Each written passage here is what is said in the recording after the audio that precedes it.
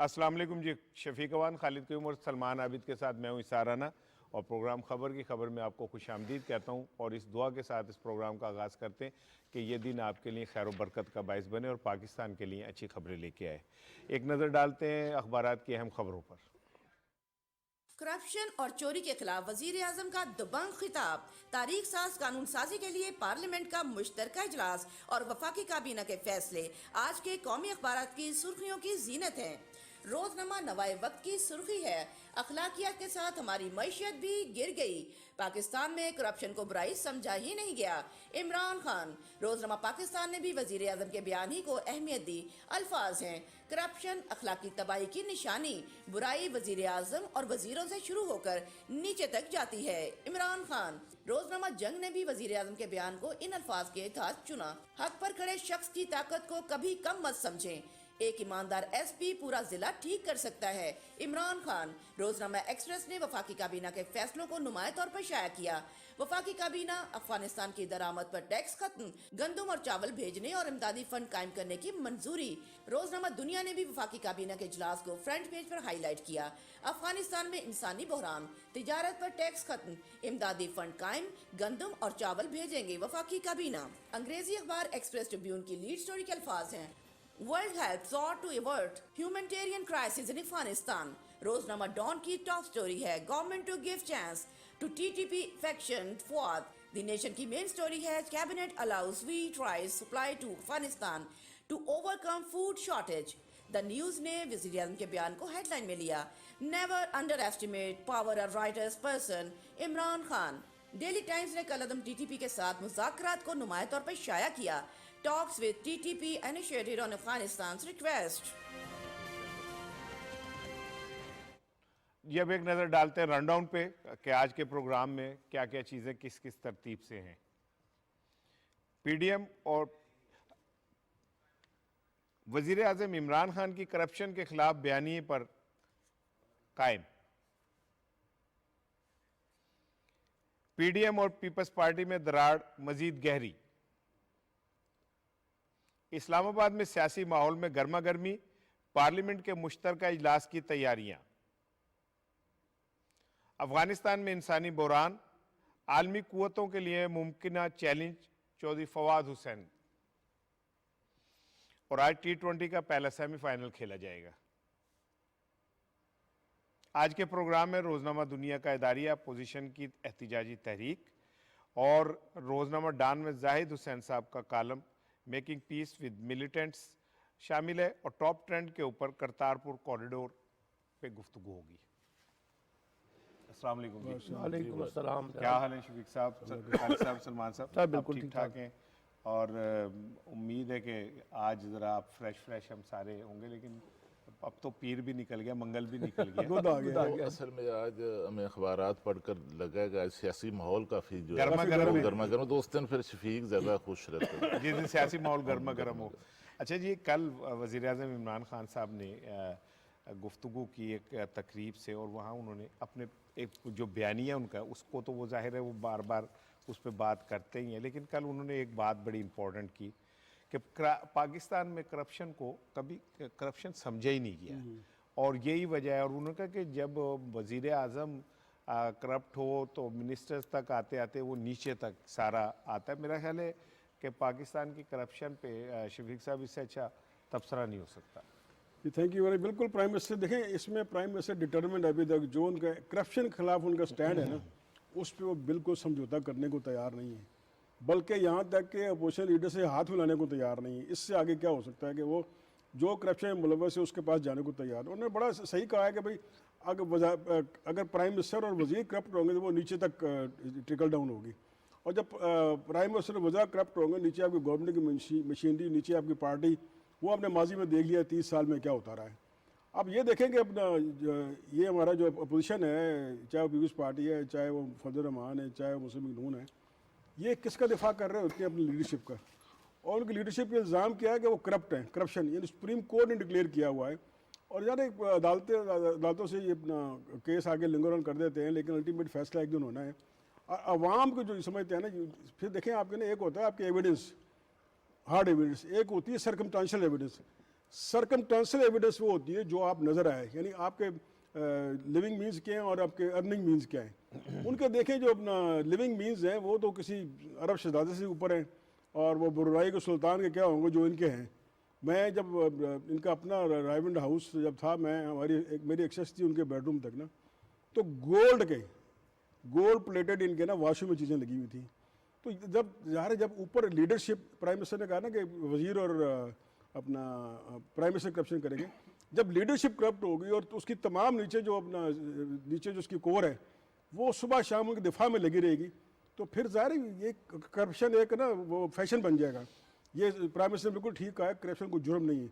लोग फैसिनेट होते हैं ना, नीचे आपके जो वर्कर हैं, जो आपके फॉलोअर हैं, जो आपकी दूसरी पार्टी है, वो ज़रा ले लें पूरे नीचे ट्रिकल डाउन वर्कर तक आ जाए, तो वो फिर करप्शन को जब डिफेंड करेंगे आप सुबह शाम, तो वो करप्शन को करप्शन नहीं समझेंगे, वो एजाज समझेंगे। बिल्कुल ठीक कहा प्राइम मिनिस्टर ने कि यहाँ करप्शन को बुरा नहीं समझा जाता। और मेरी दुआ है कि प्राइम मिनिस्टर अपने इस बयानी पर कायम रहें, कहा कि कोई तो हो जो इस मुल्क में करप्शन और लूट मार के खिलाफ मौसर आवाज़ बने।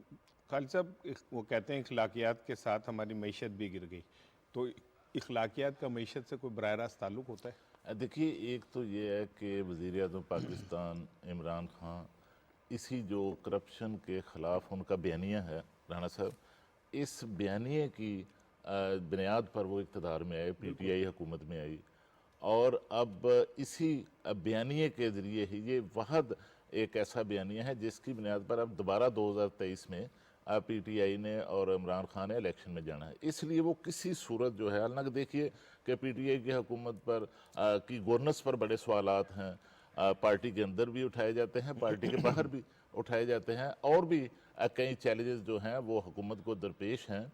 लेकिन PTI की हुकूमत और ख़ास तौर पर वज़ीर-ए-आज़म पाकिस्तान आज जो करप्शन के ख़िलाफ़ उनका बयानिया है उससे किसी सूरत पीछे हटने के लिए तैयार नहीं है, क्योंकि इसी की बेस पर आगे जाना है। लेकिन हुआ ये है कि माजी में हमने देखा कि पीपल्स पार्टी की जो क़यादत थी, जो नून लीग का, पीपल्स पार्टी की हुकूमतें जो हैं हमेशा नून लीग की जो है वो उसका शिकार रही हैं, लेकिन वो कभी भी नून लीग की जो करप्शन है, शरीफ फैमिली की जो करप्शन है, उसको बेनकाब नहीं कर सकी, जिसकी वजह ये थी कि पीपल्स पार्टी की क़यादत पर भी जो करप्शन के इल्ज़ामात थे, जिसकी वजह से। दूसरा, नून लीग की जो क़यादत थी उसका एक नेक्सस था। माजी में हमने देखा कि अदलिया के साथ भी एक था, मीडिया के साथ भी था, ब्यूरोक्रेसी में भी था, और हत्ता कि जो बात आप कर रहे हैं, जो बाअसर कारोबारी तबका था, उसके साथ भी एक नेक्सस उनका कायम था, जिसको वो इस्तेमाल करते थे, और जिसके ज़रिए हुकूमतों को वो है उनको, अगर पीपल्स पार्टी की हुकूमत थी तो उसको कमज़ोर करने के लिए पूरा नेक्सस इस्तेमाल करते थे, और जब इन पर कोई मसाइल आते थे तो फिर रिलीफ भी जो है हमने देखा कि इसी नेक्सस के जरिए अदालतों से रिलीफ भी लिया गया और अदालतों से सजाएं भी दिलवाएगी। बिल्कुल ठीक है। क्या एक जुमला कल उन्होंने बड़े इंपॉर्टेंट कहा, वो कहते हैं हक पे खड़े शख्स को कमज़ोर मत समझिए। देखिए, इस साल बात यह है कि जब सोशली करप्शन, बदनवानी और लूट मार उसकी एक्सेप्टेंस हो जाए ना, तो फिर माशरे तबाह हो जाते हैं। बिल्कुल यहाँ पे जो बुनियादी बात प्राइम मिनिस्टर ने उठाई है ना, कि हमारे यहाँ करप्शन एक सोशली एक्सेप्टेड हो गई है, पॉलिटिकली एक्सेप्टेड हो गई है, लीगली एक्सेप्टेड हो गई है। यानी हम हर वक्त करप्शन और बदनवानी का एक जस्टिफिकेशन नोट देते हैं। यानी आप देखिए, यहाँ बड़े बड़े इंटेलेक्चुअल्स जो हैं वो ये जवाब देते हैं कि जी मईशत में तो करप्शन होती है, अगर आपने मईशत को चलाना है तो करप्शन को जस्टिफाई करें, करप्शन को चलने दें, कमीशन को चलने दें, ये सब चीज़ें चलते हैं ना, तो फिर आपका पूरा गवर्नेंस का कॉन्टेक्स्ट जो है यहाँ पे हो जाता है। अच्छा, ये मसला सिर्फ पाकिस्तान के साथ नहीं है, आप सब कॉन्टिनेंट की पूरी पॉलिटिक्स को उठा के देखें, करप्शन के ऊपर, बदनवानी के ऊपर, लूट मार के ऊपर, कमीशन के ऊपर चल रही है। अब आपने अपनी पॉलिटिक्स को भी कमर्शलाइज कर दिया है, आपने अपनी पॉलिटिक्स के अंदर, आपने अपने ब्यूरोक्रेटिक सिस्टम के अंदर, आपने अपने इकोनॉमिक सिस्टम के अंदर, आपने अपने एडमिनिस्ट्रेटिव सिस्टम के अंदर करप्शन को जब जस्टिफाई करेंगे, और कोई एसआर आपके पास अकाउंटेबिलिटी का सिस्टम नहीं होगा, और जो जितना बड़ा ताकतवर है उतना ज्यादा वो उसके अंदर लूट मार और बदनवानी की सियासत के अंदर शामिल होता है।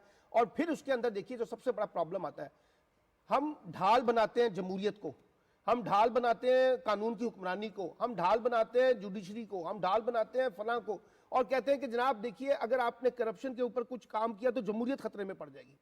कानून की हुक्मरानी खतरे में पड़ जाएगी, पार्लियामेंट को खतरा पड़ जाएगा, सियासी निजाम की बसात लपेट दी जाएगी। ये जो हम जस्टिफिकेशन देते हैं ना, जिसकी वजह से फिर ये सारे मामलात होते हैं। तो अब इमरान खान साहब जिस पे खड़े हैं बतौर वजीर आजम के, वो करप्शन को ख़त्म करना चाहते हैं, एहतसाब करना चाहते हैं। अगरचे उसमें वो बड़ी कामयाबी नहीं मिल पा रही, लेकिन उन्होंने सिस्टम को जरूर चैलेंज किया है, और सिस्टम के अंदर चैलेंज करके वो तमाम नेक्सस को उन्होंने एक्सपोज किया है जो पाकिस्तान में करप्शन की सियासत को तहफ़्फ़ुज़ देते हैं। बिल्कुल राणा सही साहब बिल्कुल अपना ठीक कहा सलमान साहब ने कि करप्शन पूरा निज़ाम में, वो कह रहे हैं करप्शन खान साहब जो है इमरान खान साहब उसे पूरा ओवरकम नहीं कर सके, क्योंकि गुज़श्ता 30-40 साल में पूरे सिस्टम को उन्होंने करप्ट किया हुआ बिल्कुल है। ऐसे ही। और मेरा आपसे सवाल है कि ये करप्शन और कमीशन, तो ये जिस तरह 7 से 12 प्रोग्रामों में पोजीशन के बंदे आते हैं या सुबह से शुरू होते हैं शाम तक, तो ये तो लगता है करप्शन इनके मैनिफेस्टो में शामिल हो गई। चलें करप्शन, वो कहते हैं करप्शन ही कमीशन होता है, सलमान साहब ने भी कहा, तो ये करप्शन और कमीशन में क्या फ़र्क है, और क्या ये उसको फिर मैनिफेस्टो में शामिल कर लें अगर सब कुछ उसी को तहफ़्फ़ुज़ करना है इन्होंने? तो शफीक साहब देखें, एक करप्शन तो जाहिर है पैसा पकड़ने की करप्शन, एक इंटेलेक्चुअल करप्शन वो भी है। जो इंटेलेक्चुअल करप्शन है वो ज़्यादा ख़तरनाक और खौफनाक होती है। उसकी रीज़न ये कि माली करप्शन से 2 लोगों के दरमियान मामलात ख़राब होते हैं, लेकिन इंटेलेक्चुअल करप्शन से पूरा सिस्टम ख़राब हो जाता है, पूरा माशरा ख़राब हो जाता है। एक नैरेटिव डेवलप करते हैं सलमान आप कि जी खांदा ते लांदा भी ते है, ठीक है ना। आप कौम को किस तरफ आहिस्ता आहिस्ता लेके जाते हैं कि यार ये बहुत चंगा है गए कि चलो खा रहे हैं, लगा भी आपने दे रहे हैं। जस्टिफिकेशन दे दी कि जी हाँ खा लें दो, कोई गल नहीं की। इमरान खान का मैं एक आपको बात बताऊं जो अभी खालिद साहब आपने भी की, शफीक साहब आपने भी की, ये बात मेरी याद रखिएगा। इमरान खान हो सकता है नाकाम हो जाए, लेकिन इमरान अल्लाह ना खान, करे। अल्लाह ना करे, लेकिन इमरान खान कभी भी अपने मौक़िफ़ से पीछे नहीं हटेंगे। और यही वजह है कि उनके इर्द गिर्द करप्ट ब्यूरोक्रेसी, करप्ट निज़ाम, करप्ट सियासतदान, करप्ट शुगर माफिया, घी माफिया, आटा माफिया, करप्ट इंटेलेक्चुअल माफिया, इन्होंने इमरान खान को घेरे में ले लिया है। लेकिन मैं ये समझता हूँ, मैंने एक दफ़ा पहले भी कहा था कि कुछ भी हो जाए, इमरान खान ने जो फ़र्क पैदा कर दिया ना अच्छाई का और बुराई का पाकिस्तान में, अब कोई जितना ये जो इंटेलेक्चुअल माफिया जो मर्जी कर ले उस फर्क को नहीं खत्म कर सकता। ये राणा साहब मैं आपको बताऊं कि इमरान खान इस बयानिए पर अकेला नहीं खड़ा, अब भी जो है बड़ी तादाद में लोग जो हैं इस बयानिए पर खड़े हैं। आप देखते हैं कि ओवरसीज पाकिस्तानी में आप देखते हैं कि सबसे ज़्यादा सपोर्ट जो है इमरान खान की क्यों है, वो इसलिए है कि जो बाहर बैठे हैं लोग, जो पाकिस्तान में अपना ज़र मुबादला भिजवाते हैं, जो दूर दराज मुल्कों में जाकर जो है वो मेहनत कर रहे हैं, वो पाकिस्तान के बारे में ज़्यादा सोचते हैं।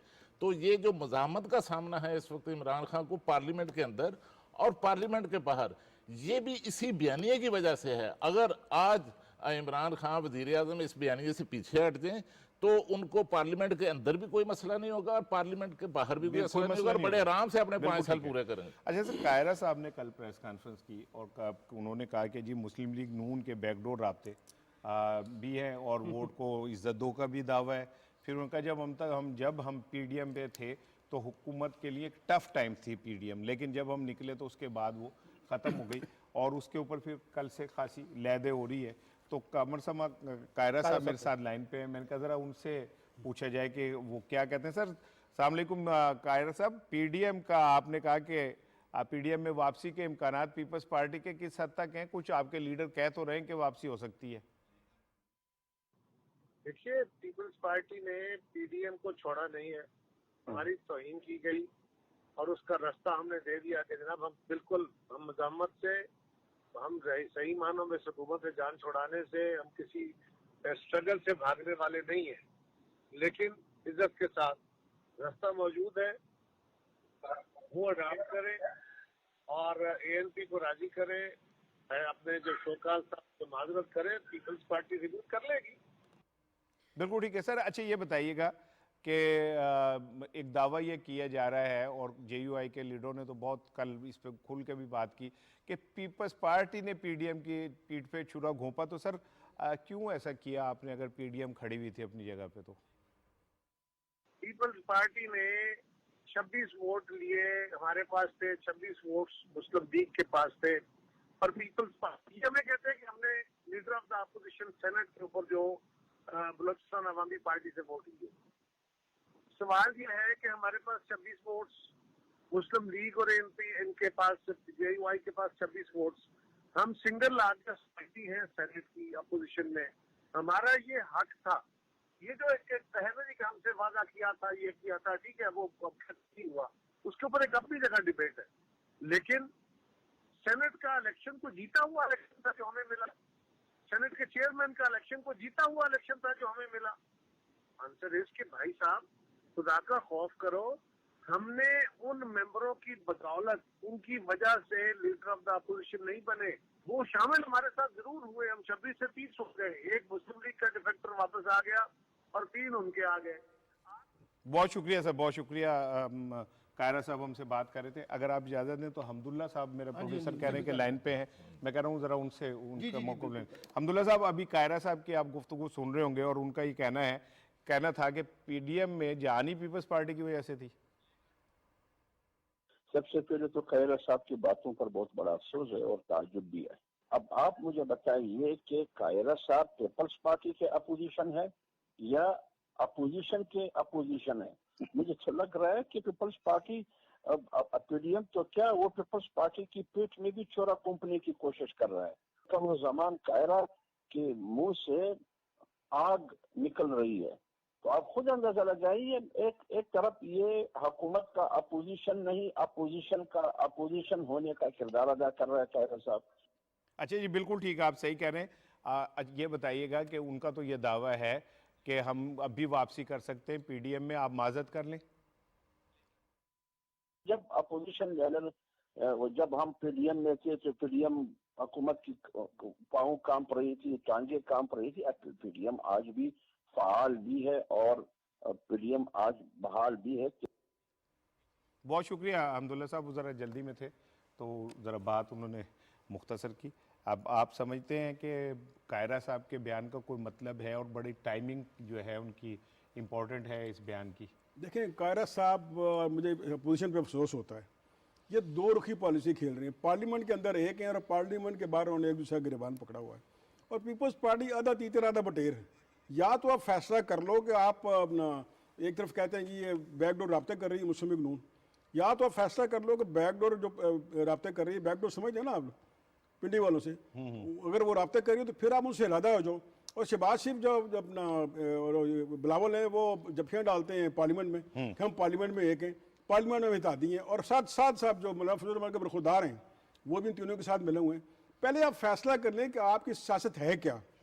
क्या आपकी सियासत एंटी एस्टेब्लिशमेंट है, क्या आपकी सियासत एंटी गवर्नमेंट है, या क्या है, या आपकी सियासत एंटी डेमोक्रेसी है। अब ये फैसला नहीं कर पा रहा है। वो अपना घी शक्कर हुआ पार्लियामेंट के अंदर और बाहर एक दूसरे गिरबान खींचे। सबसे बड़ा तजाद जो है ना, बकौल सोहेल वड़ैत के, ये उनका ये है, खुला तजाद है बल्कि ना। अब या तो आप एक लाइन कर रहे हैं ना, लेकिन उस लाइन पे नहीं है। फिर देखिए बात करते हैं जमहूरियत की, और पीडीएम के तरले कह रहे हैं सानू वापस ले लो, सानू वापस ले लो। और कल जो अब्दुल्ला साहब का बयान था, उन्होंने कहा नहीं भाई हम इनको नहीं लेंगे, जो मर्जी कर लेंगे। पीछे नवाज शरीफ की लाइन है। और फिर बात करते हैं जमहूरियत की।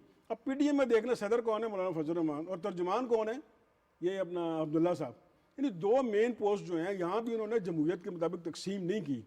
इसकी वजह से पीपल्स पार्टी निकली। और तमाम सियासी जमातों को, मुस्लिम लीग नून हो, फजल रहमान हो, एनपी हो, पीपल्स पार्टी हो, अपनी लाइन क्लियर रखें। ये नहीं कि बाहर कुछ अंदर कुछ, आधा तीतर आधा पटेर। पीपल्स पार्टी को नुकसान होगा और मुस्लिम लीग नून और फजल रहमान को फायदा होगा कि भाई वहाँ इकट्ठे और बाहर जो है वो खींचतानी कर रहे हैं। और फिर शहबाज शरीफ देखें ना, शहबाज शरीफ अंदर ये तासुर दे रहे हैं कि भाई जिनको तासुर देना होता है कि भाई हम अंदर इकट्ठे हैं, तो बाहर आपकी पार्टी ये दो लाइनें क्या कर रहे हैं यार। आवाम को क्लियर करें आप किस तरफ हैं। ये नहीं कि पार्लियामेंट में हम जी शिरो शक्कर हैं और बाहर हम गिरबान फाड़ेंगे। ये नहीं चलेगा। ये जो कल दो बयान आए हैं ना, इन्होंने अपोजिशन की जो हांडी है ना, बीच चौराहे में फोड़ दिए और कुछ भी नहीं बचा। बिल्कुल ठीक है। अच्छा, एक रिपोर्ट इस हवाले से बनी है, मैं कहा वो पहले शेयर कर लूँ, फिर सलमान साहब मैं आपकी तरफ आता हूँ। रिपोर्ट देखिए जी। अपोजिशन को 1.5-2 साल और सब्र करना पड़ेगा और उसके बाद 5 साल फिर सब्र करना पड़ेगा। ना इनके पास कोई लीडर है, ना प्रोग्राम है, और इनकी हर वक्त साजिशों से नहीं आप कर सकते। वफाकी वजीर इत्तलात और नशरियात चौधरी फवाद हुसैन ने अपोजिशन को खबरदार किया है कि 1.5-2 साल और सब्र करना पड़ेगा, फिर मजीद 5 साल। न लीडर है न प्रोग्राम है। वफाकी काबीना के इजलास के बाद मीडिया से गुफ्तगू करते हुए उन्होंने कहा कि अपोजिशन पहले अपने पाँव पर खड़ा होना सीखे। हर वक्त साजिशें करके कामयाब नहीं हो सकते। कल अदम तहरीक तहरीक तालिबान से मुज़ाकरात से मुतालिक वफाकी वजीर का कहना था कि कल अदम TTP से बातचीत आइन के मुताबिक हो रही है। आइन और कानून के एहतराम की शर्त पर मुज़ाकरात कामयाब होंगे। मुज़ाकरात के जरिए अब मसाइल को मुस्तकिल तौर पर खत्म करना होगा। फवाद साहब का कहना है कि ना इनके पास कोई विजन है, ना इनके पास लीडरशिप है। कल जो पीपल्स पार्टी का बयान है वो आप उसको किस तनाजुर में देखते हैं? कायरा साहब को ये सब कहने की ज़रूरत क्यों पड़ी? देखिए सर, एक बड़ी दिलचस्प बात अगर आप नोट करें ना, पीपल्स पार्टी ये कहती है कि जी मुस्लिम लीग नून के बैकडोर राब्ते हैं, जिनका इशारा उन्होंने पिंडी की तरफ किया है शफीक ने, और मुस्लिम लीग के लोग कहते हैं कि पीपल्स पार्टी के बैकडोर राब्ते हैं जिसकी वजह से सारी अपोजिशन की तहरीक खराब हो रही है। ठीक। अच्छा, अब सवाल ये है कि दोनों एक दूसरे पे इल्जाम लगा रहे हैं कि बैकडोर राब्ते हैं और दोनों ही एक दूसरे के साथ मुश्तरका जद्दोजहद भी करना चाहते हैं। इससे बड़ा सियासी तजाद और क्या हो सकता है? एक बात तो ये है। दूसरी बात ये है कि देखिए, ये जो पार्लियामेंट में लाकर मुश्तरका जद्दोजहद करने का जो मुराद है ना, इससे मुराद ये है कि जो बाहर सड़कों की सियासत है उसको नाकाम बनाया जाए, क्योंकि पीपल्स पार्टी भी नहीं चाहती सड़कों के ऊपर सियासत हो, क्योंकि वो 18वीं तरमीम के तहत एक सूबे में हुकूमत कर रही है। और मुस्लिम लीग नून शहबाज शरीफ ये समझते हैं कि सड़कों की सियासत उनके फायदे में नहीं है, और अगर सड़कों पर सियासत होगी तो फिर लीड मरियम नवाज करेंगी, अगर पार्लियामेंट में सियासत होगी तो शहबाज शरीफ उसको लीड करते हुए नजर आएंगे। अब इस तजाद के अंदर मुस्लिम लीग फंसी हुई है और उसी पीपल्स पार्टी और उसके दरमियान बीच में कहीं मौलाना फजलुर रहमान फंसे हुए हैं, जिनको समझ नहीं आ रही वो कौन सा खेल खेले जिसके साथ वो अपना सियासी एजेंडा आगे लेके चले। अब आप देखिए, बड़ी दिलचस्प बात यह है जो अभी फवाद साहब ने भी कहा, मिसाल के तौर पे मैं कहता हूं आप हुकूमत को निकालना चाहते हैं तो किसने रोका भाई आपको? निकाले ना हुकूमत को, आप लाए ना अपना जो कॉन्स्टिट्यूशनल तरीकाकार है उस पर भी नहीं आना चाहते, यानी तरीके में तमाद भी पेश नहीं करना चाहते, क्योंकि इनको पता है कि इस वक्त हुकूमत संभालना और इस वक्त तहरीक में तमाद को कामयाब कराना उनके बस में नहीं है। और ये सब के सब जो है ना एक दूसरे को बेवकूफ़ बना रहे हैं, एक दूसरे के साथ ये कहते हैं कि हम आपके साथ हैं, मुश्तरका जद्दोजहद करेंगे, और अपने ड्राइंग रूम में जाके फिर ये कहते हैं कि जी इसके खिलाफ, इसको कैसे नीचे करना है, उसको कैसे नीचे करना है, इसको कैसे नीचे करना है। यानी आपने वो देखे ना स्टार प्लस पे जो ड्रामे लगते थे इंडिया के अंदर, यानी सारे खाने की टेबल पे पूरा खानदान एक होता था और उसके बाद जब वो अपने अपने कमरों में जाते थे तो वो उन्हीं लोगों के खिलाफ एक साजिशें तैयार करना शुरू कर देते थे, वो सास के चक्कर में, नंदों के चक्कर में। ये सब इस वक्त जो अपोजिशन है ना, ये एक जगह पर नजर आती है और फिर साथ ही अंदर जाके ना एक दूसरे के खिलाफ साजिश करना शुरू कर देती है। इसी वजह से देखिए, अगर हुकूमत के ऊपर तनकीद हो रही है ना, तो सबसे ज्यादा लोगों को परेशानी किसके ऊपर है? अपोजिशन के ऊपर। यानी आपने अपोजिशन के जलसे रैलियां देखी है ना महंगाई के खिलाफ, माशाल्लाह कितने लाखों का उन्होंने इज्तिमा किया है, बड़ी लोग निकल ही नहीं रहे उनके पीछे। यानी अगर वो हुकूमत से खुश नहीं है तो वो कहां से अपोजिशन के साथ खुश नजर आ रहे हैं? ये एक तजाद है जिसकी वजह से अपोजिशन की सियासत जो है वो बहुत पीछे नजर आती है। खालिद साहब, अपोजिशन की सियासत जो है सलमान कहते हैं पीछे नज़र आती है और लोग उस पर ट्रस्ट करने के लिए तैयार नहीं है, लेकिन जितना कल से रोला पड़ा हुआ है तो अपोजिशन की तरफ से जैसे पता नहीं क्या होने जा रहा है, क्या क्या खिचड़ी? देखिए, ये कमर ज़मान कायरा ने जो है वो ना सिर्फ नून लीग की लीडरशिप को एक्सपोज किया है, बल्कि नून लीग का जो बयानिया था वोट को इज्जत दो, उसको सबसे ज़्यादा जो है वो कमर ज़मान कायरा ने एक्सपोज किया है। और दूसरा, और सवालात जो हैं वो भी बड़े सख्त सवालात उठाए हैं, लेकिन नून लीग की क़यादत ने कमर ज़मान कायरे के जो सवालात हैं उनका जवाब नहीं दिया, बल्कि जवाब देने के लिए भी जिस तरह नून लीग की लीडरशिप जो है वो JUI के रेंट ए क्राउड जलसों में जाकर ख़िताब करती है, उसी तरह जो तर्जमान है वो भी जो है नून लीग ने किराए पर लिया है JUI का। और देखिए कि इल्ज़ामात तो नून लीग की लीडरशिप पर उठाए हैं कमर ज़मान कायरा ने, और जवाब उसका जो है वो हमदुल्ला दे रहे हैं, वो JUI दे रही है। नून लीग की क़यादत खुद जवाब क्यों नहीं दे रही? वो इसलिए जवाब नहीं दे रही कि नून लीग की क़यादत को इस वक्त पीपल्स पार्टी की ज़रूरत है, पार्लियामेंट के अंदर ख़ास तौर पर जो सूरत हाल है उसमें ज़रूरत है, जिस वजह से वो बराह रास्त पीपल्स पार्टी को जो है वो तनकीद का निशाना नहीं बना रहे। और एक टाइम इससे पहले जब पीपल्स पार्टी को निकाला गया तो वो टाइम ये था कि उस वक्त पीपल्स पार्टी की क़यादत के बैकडोर चैनल आते थे और नून लीग की क़यादत जो है वो पीपल्स पार्टी को इसी तरह जो है वो टारगेट कर रही है। सर, एक सवाल मैं आपसे करता हूँ, आपने देखा पिछले एक हफ्ते की सियासत में शहबाज शरीफ तो हमने कहा ना कि बहुत ज़रा प्रोएक्टिव नजर आ रहे हैं, ये मरियम कहाँ चली गई है सर? एक्चुअली वो जो फवाद साहब कहते हैं ना कि टास होता है कि भाई ये हफ्ता जो है आज ये हफ्ता किसका रहेगा, वो अखबारात में छपता नहीं कैसा रहेगा, तो वो टास्क करके कहते हैं ऐसा रहेगा, ठीक है ना। तो इस टाइम क्योंकि पार्लियामेंट गरम है, हाँ, पार्लियामेंट गरम है, तो ठीक है शहबाज ना, शरीफ का रोल जो है, शहबाज शरीफ का रोल उसमें जाहिर है सामने आएगा। दूसरी चीज़ ये है कि चूंकि पार्लियामेंट का मुश्तरका इजलास भी है हुआ, फिर क्या कहते हैं जो इजलास अभी पार्लिमानी कमेटियों का हुआ कौमी सलामती का, उसमें मरियम तो नहीं जा सकती, ठीक है ना। तो शहबाज शरीफ को ही जाना था और वो चले गए। लेकिन मैं एक बात आपको बता दूं शफीक साहब, ये नोट कर लें, पीपल्स पार्टी पीडीएम के साथ वही करेगी जो मौलाना फजलुर रहमान ने मजलिस अमल के अंदर बैठ के, मुत्तहदा मजलिस अमल में बैठ के जमात इस्लामी और बाकियों के साथ किया था कि जब वो असम्बलियाँ तोड़ने की बारी आई थी तो उन्होंने वोट ऑफ वो अदम एतमाद पेश कर दी थी। जब अदम एतमाद पेश हो जाए तो फिर असम्बली नहीं टूट सकती, तो और उन्होंने मना कर दिया था कि आपने असम्बली नहीं तोड़नी। साबिर थे ना, साबिर शाह थे उनको। तो मैं ये समझता हूँ कि ये जो मुनाफकत की सियासत ये एक दूसरे के साथ खेल रहे हैं, ये एक्सपोज हो जाएगी NA 133 में। अभी ताज़ा जब पीपल्स पार्टी बैशिंग करेगी, पीपल्स पार्टी नून लीग को चैलेंज करेगी, पीपल्स पार्टी नून लीग के लत्ते लेगी, उनकी करप्शन सामने लेके आएगी और ले भी रही है। और वो अब उनके पास जो ये कह रहे हैं ना कि जवाब नहीं है, वो इसीलिए नहीं है कि पीपल्स पार्टी ने उनको उस जगह से पकड़ा है जहां से वो सबसे ज्यादा कमजोर हैं।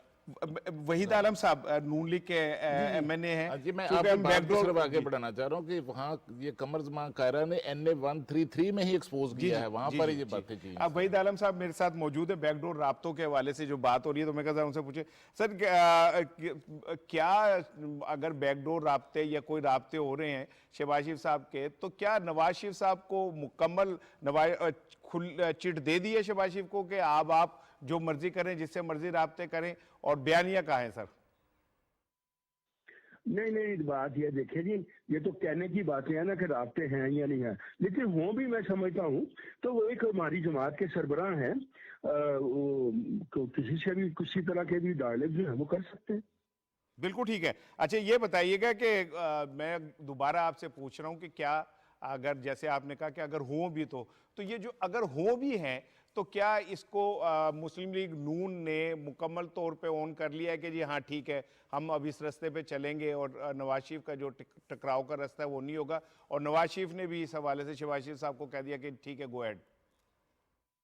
नहीं देखें, जो पैरामीटर तय किए गए जमात में उसके मुताबिक वो हर एक से बात कर सकते हैं, कोई मसला नहीं उसमें। अच्छा ठीक है। अच्छा वो कह रहे हैं कि जो पैरामीटर्स हो, तो पैरामीटर्स क्या है सर? नहीं, पैरामीटर ये नहीं है। पैरामीटर ये है कि आप आइंदा इलेक्शन में जब भी होंगे वो शफाफ और मुनसिफाना होंगे, इस बात पर आप बात करें। ठीक हो गया जी, ठीक हो गया। I need your short comments. मैंने फिर ब्रेक पे जाना, आप पहले कर लीजिए। राणा साहब, कमर जमान कायरा ने जो सबसे बड़ा सवाल उठाया है नवाज शरीफ साहब से, नून लीग की क़यादत से, वो ये उठाया है कि आप ये वाजे करें कि ये जो राब्ते हैं ये राब्ते हुकूमत के साथ हैं, अपोजिशन के साथ हो रहे हैं, या ये राब्ते उनके साथ हो रहे हैं जिनके खिलाफ वोट को इज्जत दो की तहरीक जो है वो आप चला रहे थे। तो उसके बाद एक और सवाल है कि एक इश्तिहार जो है करीब आपको और जो है वो देना पड़ेगा कि मौलाना फजलुर रहमान कहाँ पर है, वो भी खामोशी इख्तियार करके बैठे हुए। उन्होंने तो एतराफ कर लिया कि हाँ अगर देखिए ये राब्तों की जहाँ तक बात है ना, मरियम नवाज और नवाज शरीफ राब्तों के सब खिलाफ है, और ये हमारी सिक्योरिटी फोर्सेस के जो अफसरान बाला उनके नाम लेके ये ड्राइंग रूम में नहीं सरेआम जलसों में उनके नाम लेके उनको क्रिटिसाइज करते रहे हैं। जब ये राब्तों का सुना फिर मौलाना फजल रहमान साहब भी मिले, वो भी क्रिटिसाइज करते रहे। ये ना सब दावमारी की सियासत है, जिसका जहाँ दाव लग जाए, नजरियात और ये और वो सब साइड पर चले गए। लेकिन सफ़े मातम कहाँ बिछी हुई है? जाती उम्रा में, कि भाई सब कुछ शिबाज शरीफ कर रहे हैं, हम कहाँ हैं? हर कोई चाहता है कि वो ना वहाँ पे जाके सब सर बसजूद हो, लेकिन जिनको मौका मिल रहा है वो मिल रहे हैं। पीस पार्टी मिल रही है, शिबाज शरीफ मिल रहे हैं, फजल रहमान जो बड़े दावेदार वो भी मिल रहे हैं, जो नहीं मिल रहे वो पीछे अपना सर पीटने का की कीता। साड़ी वारी नहीं आ रही।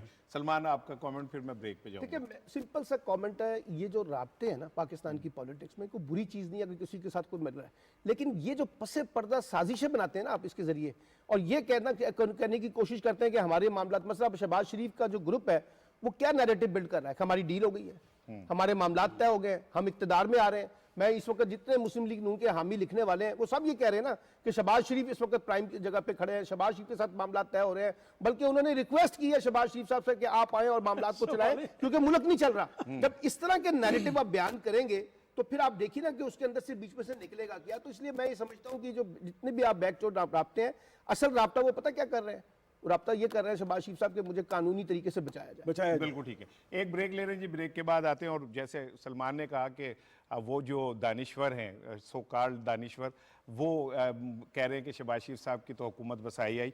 अब तय ये करना है कि इन सारे चारे दानिश्वरों में से वजीर इत्तलात किसने बनना है, उस पर लड़ाई हो रही है। एक ब्रेक लेते हैं, ब्रेक के बाद आते हैं।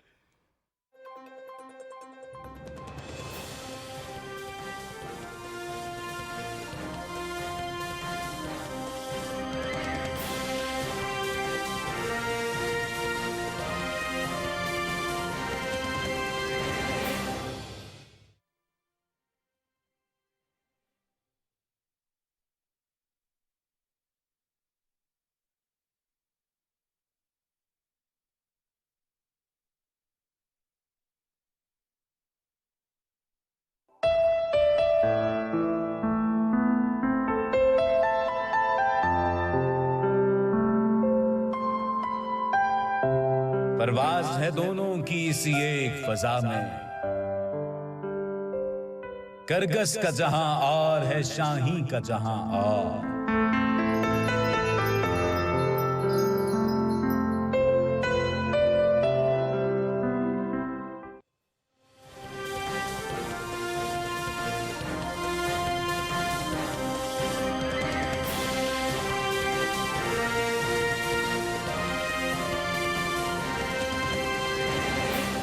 जी वेलकम बैक। और आज पार्लियामेंट का मुश्तरका इजलास है, कल तलब किया गया सॉरी, और इसमें दोनों जानिब से बाकायदा तैयारी हो रही है। अपोजिशन ने भी कल डिनर दिया हुआ था, वज़ीर आज़म साहब ने तो कल इजलास भी बुलाया हुआ था, और इतलात ये कि वो आज अपने इत्तेहादियों समेत सबको एक डिनर दे रहे हैं।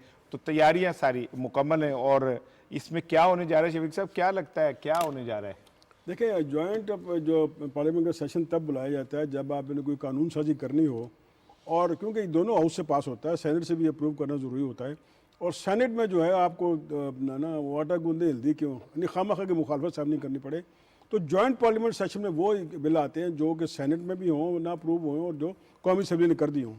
तो ये एक आइनी तरीक़ेकार है। इसमें अपोजिशन कह रही है कि भाई झंडे गाड़ रहे हैं कि भाई ये क्यों कर रहे हैं, जॉइंट सेशन क्यों बुला रहे हैं। माजी में देखें पिछली गवर्नमेंट के दौर पीपल्स पार्टी और आपकी जो है मुस्लिम लीग नून, इनके अदवार में जॉइंट पार्लियामेंट सेशन होते रहे, और खामखा जो है इतराज़ बड़ा इतराज़ है। और ये अब हाँ, अब ये देखना है कि जॉइंट पार्लियामेंट सेशन में जो इत्तेहादी जमातें हुकूमत की, वो अपनी स्ट्रेंथ पूरी करें। और वो जो अपोजिशन ने एक हुआ खड़ा किया हुआ है कि जी हमने ये कर दिया वो कर दिया, 2 बिलों में शिकस्त दे दी, और परसों में बंदे पूरी नहीं होंगे। अब हुकूमत को ये चाहिए, उनको इत्तेहादियों को चाहिए कि अपना एक एक मेंबर अंदर के अपना हाउस में लेके आए, इंश्योर करें। और मेरी यकीनी बनाए। कल जो दो MLA वो गए नहीं, मैं कि तुसी गए नहीं इस्लामाबाद, कहते हैं कि उन्हें खापी पैनी है ना। अच्छा, तो ये वो भी पूरा जोर लगा रहे हैं। और जो हुकूमत को भी चाहिए कि अपनी जो स्ट्रेंथ है ना वो पार्लियामेंट में मौजूद हो। अली जफर साहब, सेनेटर अली जफर साहब हमारे साथ लाइन पे मौजूद है, मैं कहा उनसे पूछे क्या होने जा रहा है। सर अस्सलाम वालेकुम। सर कल जो इजलास है उसमें हुकूमत की क्या स्ट्रेटजी है, और आप कौन कौन से बिल पेश करने जा रहे हैं?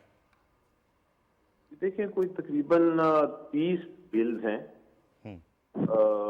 जो आए हैं। इसमें से तकरीबन 70-80% जो बिल हैं वो उसमें तो माइनर सी अमेंडमेंट्स हैं एग्जिस्टिंग लॉज में, जो ऑलरेडी लॉज हैं, कवानीन है, उसमें कुछ छोटी मोटी अमेंडमेंट्स हैं, कुछ क्लरिकल अमेंडमेंट्स हैं, कुछ कॉमा फुल स्टॉप की अमेंडमेंट्स हैं। उसको तो मुझे नहीं लगता कोई इशू होगा। कुछ सोशल लेजिस्लेशंस हैं जिसपे इम्प्रूवमेंट की गुंजाइश है, और हो सकता है डिबेट हो और फिर उसको पार्लियामेंट अल्टीमेटली जॉइंट पार्लियामेंट पास कर देगा। वो लॉज हैं जिस तरह एंटी रेप लॉ हो गया, इस किस्म के सोशल लॉज हैं। और कुछ कंटेस्टेड लॉज हैं जिसमें इलेक्शन लॉज की अमेंडमेंट, जो इलेक्शन रिफॉर्म्स हैं। ईवीएम पे भी सर होगा कोई, आप पेश कर रहे हैं कोई ईवीएम के हवाले से भी? जी, वही इलेक्शन रिफॉर्म में जो बिल है उसमें ईवीएम का भी शिक है, एक प्रोविजन है, उसके ऊपर ज्यादा कॉन्टेस्ट हो सकता है। बाकी तो जो पार्लियामेंट का काम है, जॉइंट पार्लियामेंट का, वो यही है कि कानून जो है उसमें डिबेट करके तो फिर उसको पास करे या रिजेक्ट करे। सर जो लोग बात कर रहे हैं नंबर गेम्स की, लोग बात कर रहे हैं कि कंपटीशन हो रही है, मेरा ख्याल है ये मैं इससे माजरत के साथ एग्री नहीं करता। इसमें कोई जब कानून साजी हो रही हो तो नंबर गेम्स का इशू नहीं होता। इशू ये होता है कि कौन सा कानून बेहतर है, कौन सा बेहतर नहीं है और किसको पार्लियामेंट समझता है पास करना है या नहीं। हर चीज को हम गेम या कंपटीशन बना लेते हैं। सर मैं आपका बीच में से इंटरप्ट कर रहा हूँ, सॉरी। आप बिल्कुल ठीक कह रहे हैं कि डिबेट होती है, लेकिन कल कौमी असम्बली में जो हुआ, और अगर कल भी यही सिचुएशन हुई, आप लोगों ने अपनी तैयारी मुकम्मल कर ली है, डेफिनेटली बिल मंजूर तो तादाद के ऊपर मुनसर होता है ना? जी जी बिल्कुल, हमने तो तैयारी की हुई है। जो जो जो हर पार्लियामेंटेरियन को रिक्वेस्ट कर दी हुई है कि वो जॉइंट सेशन में हिस्सा लें और भरपूर हिस्सा लें ताकि अपने वोट का इस्तेमाल कर सकें।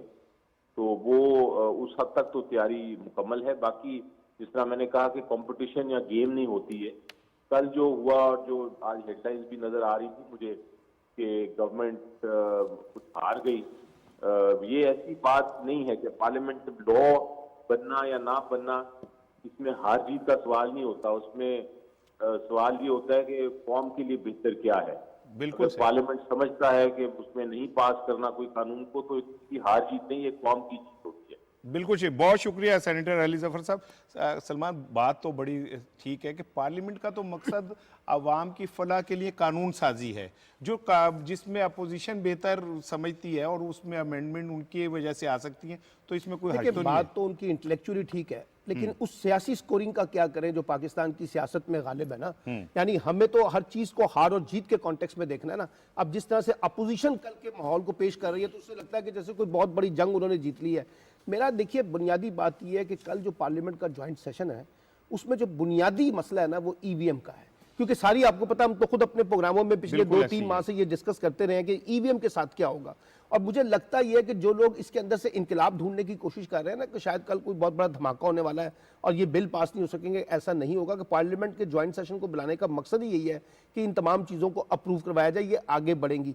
असल में चीज़ ये देखनी होती है, जो सबसे बड़ी बात है कि हमें पार्लियामेंट को स्ट्रेंथन करना है ना। अगर आप, और देखिए डेमोक्रेसी के अंदर सबसे हमेशा से ये डिबेट रही है कि पार्लियामेंट को स्ट्रेंथन किया जाए सड़कों की सियासत के मुकाबले में। अब जिस वक्त पार्लियामेंट में बात गई है, तो हुकूमत के पास भी, अपोजिशन के पास भी पूरा मौका है वो तमाम तर लेजिस्लेशन। और हम तो यहाँ पे कहते रहे, मैं भी कहता रहा हूँ, शफीक भी कहते रहे, खालिद भी, इसार आप भी कहते रहे कि भाई अगर ये इलेक्शन इस्लाहात के अंदर कोई अमेंडमेंट करवानी है तो अपोजिशन पेश करे। और एक बेहतरीन मौका है। अभी आप देखिए ना, डस्का के इलेक्शन की रिपोर्ट आई है, इलेक्शन के धांधलियों के बारे में बातें हो रही हैं। इन सब का इलाज क्या है? एक ऐसी इलेक्टोरल रिफॉर्म जो ट्रांसपेरेंट हो, जो पाकिस्तान में शफाफ इलेक्शन को इंश्योर कर सके। आप आए, हुकूमत कल जब बिल पेश कर रही है, अपोजिशन भरपूर तरीके से उसमें पार्टिसिपेट करे, जो अमेंडमेंट करवाना चाहती है वो करे, ताकि पार्लियामेंट मजबूत हो, पार्लियामेंट स्ट्रेंथन हो और पार्लियामेंट के अंदर से फैसले निकल के आए ना। तो मैं समझता हूं कि बेस्ट अपॉर्चुनिटी है कल अपोजिशन के पास कि वो इसके अंदर अपने आप को ज्यादा बेहतर तरीके से यूटिलाइज करे। लेकिन अगर उन्होंने वहां कुछ नहीं करना और बाहर आके सड़कों पर आके धींगा मुश्ती करनी है, तो उसका फायदा जो है फिर वो जमहूरी कुव्वतों को कम होता है, पार्लियामेंट को कम होता है, सियासत को कम होता है। तो इसलिए मैं समझता हूं कि कल जो पार्लियामेंट का ज्वाइंट सेशन है, ये दोनों के लिए इम्तिहान है, हुकूमत के लिए भी इम्तिहान है और अपोजिशन को भी के लिए भी इम्तिहान है कि दोनों किस तरह के एटीट्यूड जो है कल इख्तियार करते हैं। ठीक है खालिद साहब, दोनों का इम्तिहान है, लेकिन असल इम्तिहान तो अवाम का है कि उनको इस पार्लियामेंट के ज्वाइंट सेशन से क्या मिलता है, क्या कानून साजी ऐसी हो जाती है जो अवाम की फलाह में इस्तेमाल हो सके। देखिए, पार्लियामेंट के अंदर कानून साजी तो वही होनी चाहिए जो अवाम के मफाद में हो, ना कि सियासी पार्टियों की क़यादत के अपने मफाद में हो। यहाँ तो हमें ये लग रहा है कि पार्लियामेंट के अंदर आप देखें कि 20 से ज़ायद जो हैं वो मुश्तरका इजलास में जो हैं कवानीन जो हैं मंजूरी के लिए पेश किए जाएंगे, लेकिन उनमें से जब जो अपोजिशन का जो हदफ है वो सिर्फ 2 बिल हैं। एक जो है ये इलेक्शन रिफॉर्म्स का जो बिल है वो है और दूसरा जो नैब ऑर्डिनेंस है वो है।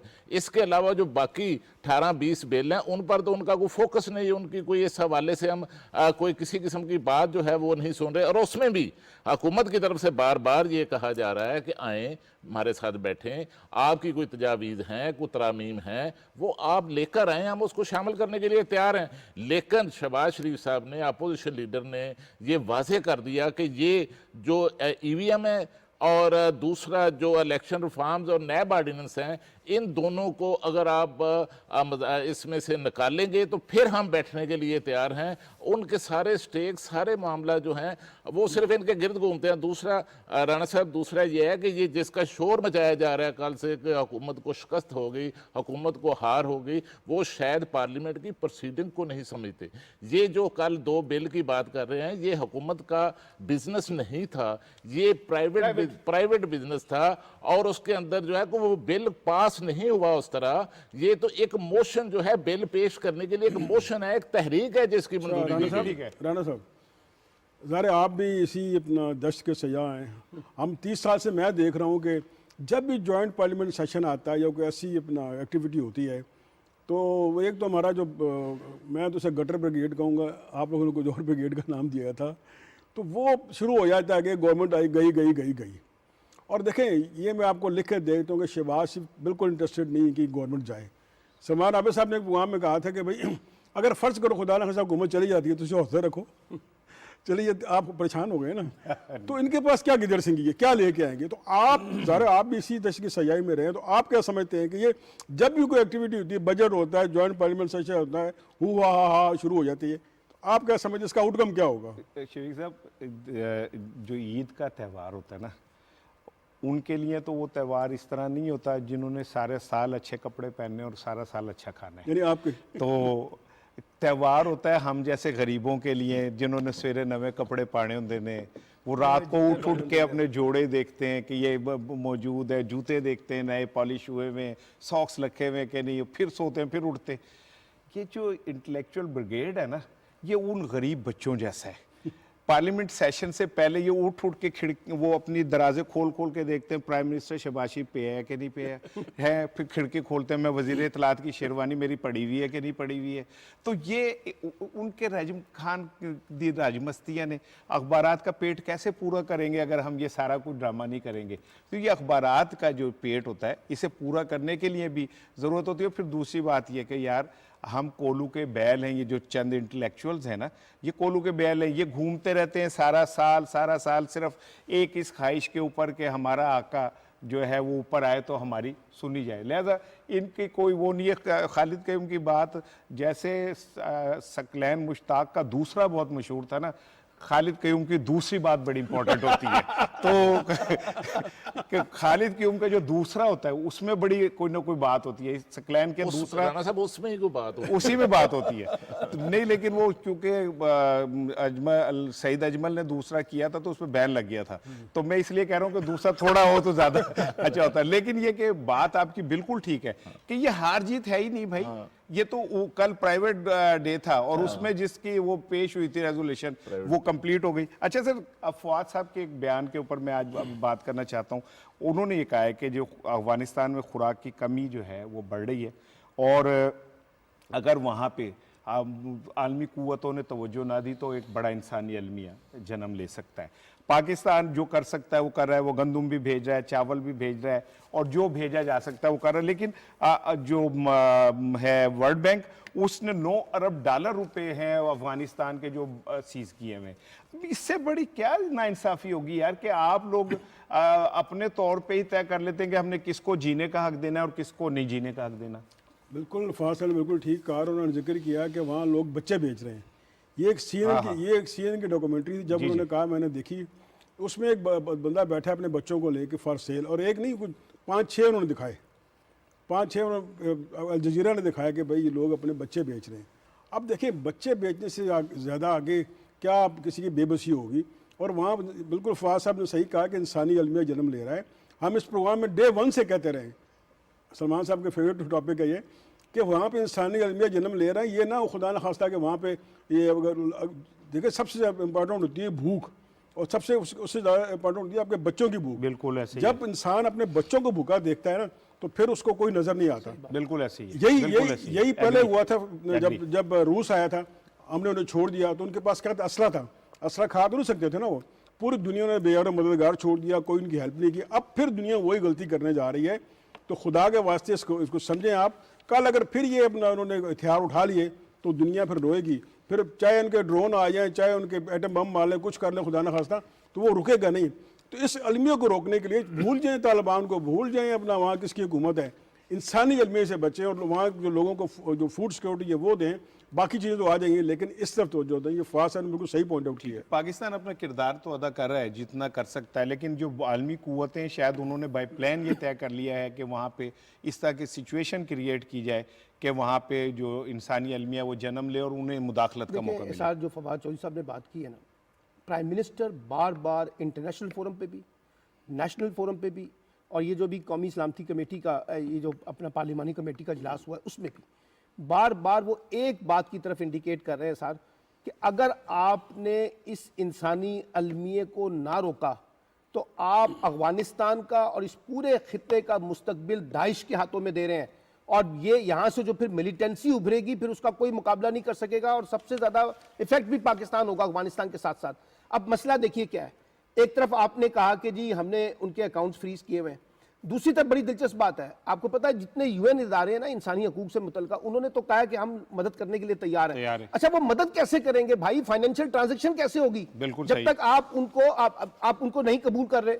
चले जी आप इंक्लूसिव गवर्नमेंट लेके आएंगे फिर कबूल करेंगे, भाई उनको इंसानी हमदर्दी की बुनियाद पे जो पैसा आना है उसके लिए तो उनको फाइनेंशियली फैसिलिटेशन प्रोवाइड करें ना, वो करने के लिए तैयार नहीं है, तो फिर कैसे आप इस अफगानिस्तान की क्राइसिस को डील कर सकेंगे। प्रोग्राम का वक्त खत्म हो रहा है। रोजनामा दुनिया का इदारिया है और उन्होंने उसमें कहा कि जी महंगाई, बेरोजगारी और मुआशी सूरत हाल का फ़ायदा अपोजिशन उठा सकती है और पार्लियामेंट के अंदर और बाहर जो है वो भरपूर एहतजाज करेगी। फिर उनका कि मुश्तरका जदोजहद के इम्कानात तो कम हैं, तकसीम भी है अपोजिशन, लेकिन जो अपोजिशन को तगड़ा पॉइंट मिला हुआ है वो मुआशी सूरत हाल है। देखिए, हम पहले इस प्रोग्राम में बार बार जिक्र कर चुके हैं कि मईशत हमारी क्यों ख़राब है। एक तो पिछले जो 30 साल के तसलसल आ रहा है हुकूमतों का, उन्होंने कर्ज़े लिए और वो हमें इस को पे करने पड़ रहे हैं। फिर आप देखें आगे आप देखें कि ये जो कर्ज़ों के अलावा अब पहले 2 साल कोविड पड़ गया। अगर आपने किसी को तनकीद करनी है, उन्होंने तनकीद की है दुनिया ने, तो इसका वो वजह भी बयान करें, इस माशी बदहाली या माशी जो कमजोरी की वजह क्या है, पस मंज़र बयान करें कि कोविड था। फिर 30 साल आप भूल गए कि 30 साल वो क्या करते रहे, कितने कर्जे ले लिए, कितने लूट, कितने एवन फील्ड बने, कितने बिलावल हाउस बने और मौलाना की कितनी जायदादें बनी। तो ये भी जहन में रखें कि इसकी वजह क्या है। बिल्कुल ठीक। बगैर वजह किसी कहना कि भाई आपने ये जुर्म किया है या आप ये नहीं कर सके काम, तो उसके पीछे ये देखें। अब अखबारात का एक वतीरा बन गया है कि अपना ज़ाहिर अपनी PR के लिए वो कर दें कि भाई ये हुकूमत नाकाम है। लेकिन जब इस प्रोग्राम में बार बार हम बात कर चुके हैं कि अगर आप किसी पे कोई एक इल्ज़ाम लगाते हैं या एक तजिया देते हैं तो बैलेंस दें, ये भी दें कि ये जो कमी या खराबी है इसकी वजह क्या है। बिल्कुल ठीक। और वन वे ट्रैफिक जो है ना, वन वे ट्रैफिक हमेशा गलत होती है। ठीक। अच्छा सर, रोजनामा डाउन में जाहिद हुसैन साहब का कालम है और वो कहते हैं कि कलअदम तंजीमों से मुआहदे जो है वो उन किन शराइत पे हुए पार्लियामेंट में लाए जाए, और क्या वो कहते हैं, सवाल करते हैं कि क्या ये जो मुआहदे हुए हैं ये कानूनी और आइनी फ्रेमवर्क में हुए हैं, और पार्लियामेंट जो है ये तासुर नहीं जाना चाहिए कि कमज़ोर है इसलिए ये मुआहदे सारे हो रहे हैं। और TLP और TTPL दो कहते हैं दो मुख्तलिफ किस्म की मामलात हैं। देखिए राणा साहब, ये आजकल हम देख रहे हैं कि हमारे जिन दानश्वर हजरात की आप बात कर रहे थे कि वो भी जो है वो इतराज़ात जो हैं वो उठा रहे हैं हुकूमत की पॉलिसीज़ पर। तो देखिए कि जब नवाज़ शरीफ साहब ने 2014 के अंदर साने APS के बाद जब TTP के साथ मुज़ाकरात शुरू किए थे, तो क्या उस वक्त जो थी वो सारे मामला जो हैं, क्या पूरी जो अपोजिशन थी उस वक्त नवाज़ शरीफ साहब के साथ खड़ी नहीं थी? पूरी अपोजिशन ने ऑल पार्टी कॉन्फ्रेंस के अंदर, जिसमें PTI भी शामिल थी, सबकी तरफ से, पीपल्स पार्टी भी थी, दूसरी जमातें भी थी, सबकी तरफ से जो है मुज़ाकरात की जो है वो हमायत की गई। और हमारा ये जो मीडिया ब्रिगेड है, जो सवालात जिनकी तरफ से इस पर उठाए जा रहे हैं, ये तो सबसे आगे थे, बल्कि इनके तो नाम आए थे जो तालिबान की तरफ से कमेटियों में जो है वो नाम भी प्रपोज किए गए थे। लेकिन ये है कि ये जो भी मामला इस वक्त हो रहा है, इस वक्त बातचीत हो रही है, इसमें तालिबान की जो क़यादत है वो सालस का किरदार अदा कर रही है। और इससे जो है इसके अगर ये मामला जो है ये तय हो जाते हैं, किसी नतीजे पर पहुंच जाते हैं, तो यकीनन ना सिर्फ अफगानिस्तान के अंदर अमन आएगा, पाकिस्तान के अंदर, पूरे खित्ते के अंदर जो है ये अमन। एक फिक्रा में से कहूँगा, ये जाहिद हुसैन साहब ने अपने कॉलम में कहा है कि the TTP benefit from weak response of security forces. अरे भाई कहाँ वीक रिस्पांस, उन्होंने तो अभी उनके बंदे शहीद हो रहे हैं और कितने 30-35 हजार बंदे उनके शहीद हो चुके हैं। वो मैं बात करूंगा ये जड़ से किसने उखाड़ा कम से कम जो लिखते हैं उसको बैलेंस किया करें, ये भी जिक्र किया करें कि उनका कितना नुकसान अच्छा सर, टॉप 10 सलमान साहब था करतारपुर कॉरिडोर, और कल तकरीब हुई, दूसरी सालगिरह थी, और उसमें प्रधान सिंह जो हैं गुरुद्वारा प्रबंधक कमेटी के और सरदार अमीर सिंह ने वो शिरकत की, और बहुत सारे हमारे सिख बरादरी ने शिरकत की, और उन्होंने इमरान खान साहब का शुक्रिया अदा किया। एक अच्छा ट्रेंड था, और उसके वही जो था कल टॉप ट्रेंड रहा। नाज़रीन, आज के प्रोग्राम का वक्त ख़त्म हो रहा है। आज न्यूजीलैंड का और सेमीफाइनल है इंग्लैंड के साथ, जो फाइनल में आएगा उसके बाद कल पाकिस्तान और ऑस्ट्रेलिया का सेमीफाइनल होगा, जो उससे जीतेगी उनका फाइनल होगा। हम जीतेंगे और हम जीतेंगे इंशाल्लाह। हमारी दुआ है कि पाकिस्तान कामयाबी हासिल करे। प्लेयर ऑफ द मंथ जो है वो 17 गेंदें खेलने पर आसिफ अली को मिला है। अगर 70 गेंदें खेलने का मौका मिल गया तो सोचिए क्या होगा। हमें उम्मीद है कि पाकिस्तानी हमारे बब्बर शेर जो है वो हमारा मान रखेंगे, और हमारी पूरी कौम की दुआएं उनके साथ है। जाते जाते मलाला साहिबा को भी मुबारकबाद, नई इनिंग शुरू कर दी है उन्होंने। उम्मीद है कि ये इनिंग भी वो भरपूर खेलेंगी और कामयाबी हासिल करेंगी। हमारी ढेर सारी दुआएं मलाला के लिए भी हैं। कल इंशाल्लाह मुलाकात होगी। अपना ख्याल रखिएगा। अस्सलाम वालेकुम।